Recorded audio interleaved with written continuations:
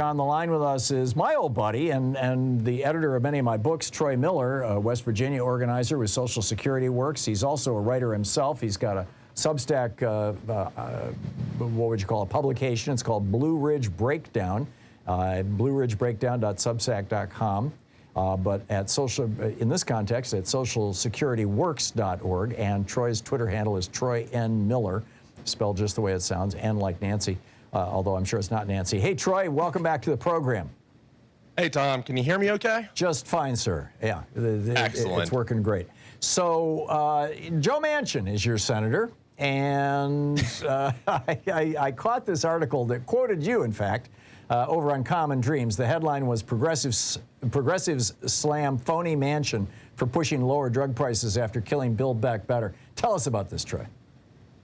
Well, okay, so first of all, I did not title that article, although in it. I do not think Joe Manchin is particularly phony on this issue. And the reason why he got slammed is because the issues that he brought up specifically at an ARP meeting on Tuesday, and I wasn't expecting to hear anything from him on Tuesday after Memorial Day weekend, but he says we need to let Medicare negotiate pharmaceutical drug prices, prescription drug prices. They need to cap insulin payments at $35 a month and allow for Canadian drug imports with FDA approval.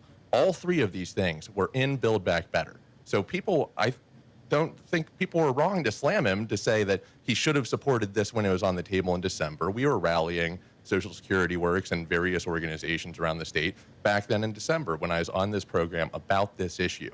I wrote an op-ed in the Charleston Gazette-Mail that month that was titled, Big Pharma's Greed is Fueling Inflation, because Joe Manchin had explicitly said that he was concerned about inflation and the effects on any of the legislation Build Back Better on inflation. So the reality is, even in years of low inflation, like 2019 when inflation was around 2%, pharmaceutical drug prices ballooned by 10.5% on average. And when you look at an index of just 3,400 drugs, it ballooned by 17% in the first 6 months of 2019 alone. So this is a very real thing that we can use that we can tackle inflation through, that is going on even when we're under low inflation.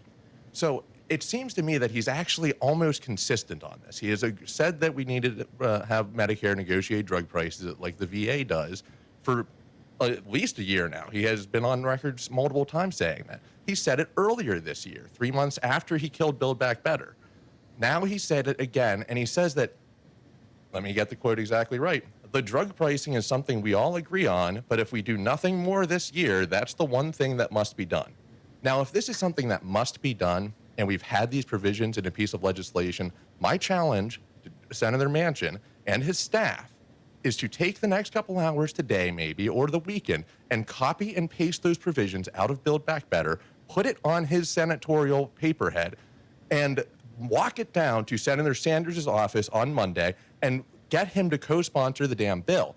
Call it the Manchin-Sanders bill to take on pharma greed and save American lives. This is something that we can do that would solidify Democratic unity. It would show that we are unified on at least this issue of tackling prescription drug prices.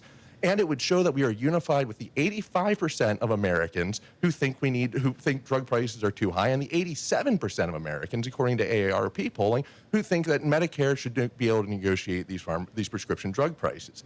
So that is my challenge and my demand. Whether he is phony on every other issue or anything like that is not my concern. And I want to add that this is only taking on one portion of the problem with our healthcare system in America. This does nothing to take on the insurers who are acting in a predatory manner, who are siphoning money out of Medicare through advantage plans that need to be audited much closer than they're being audited right now. This is not taking on those things, and I guess that's okay. There is Medicare for All bill. There is a Medicare for All bill in Congress right now that'll move forward. I would be highly doubtful that Joe Manchin, Senator Manchin, would come on board with that bill. But where we can get this on is be with 85% of Americans, 87% of Americans, 9 out of 10, depending upon the polls you're looking at, to take on the runaway cost of prescription drugs and to tackle it. So, Troy, do you think we have just a minute left. Do you think that Joe Manchin is just blowing smoke here, telling people what he knows they want to hear, or do you think he's going to take your advice and try to work something out with Bernie or anybody else, for that matter, to make it happen? I'm optimistic. I'm optimistic that he can do this because I think I don't want to call him a vain man, but I think the opportunity to have his name on a signature piece of legislation as a lead sponsor or a co-sponsor that would do so much good for this state in particular. We are one of the we're the 5th most expensive state for average prescription drug prices or cost spending, $2,000 per person. And his daughter didn't help that any. So he's, right, he's as we know. And exactly. And, you know, I think this is something that he really wants to get done.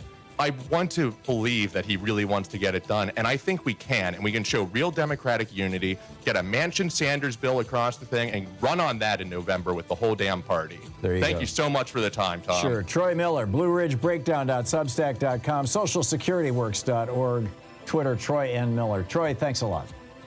Thank you, Tom. Yep. Have a great one. You too.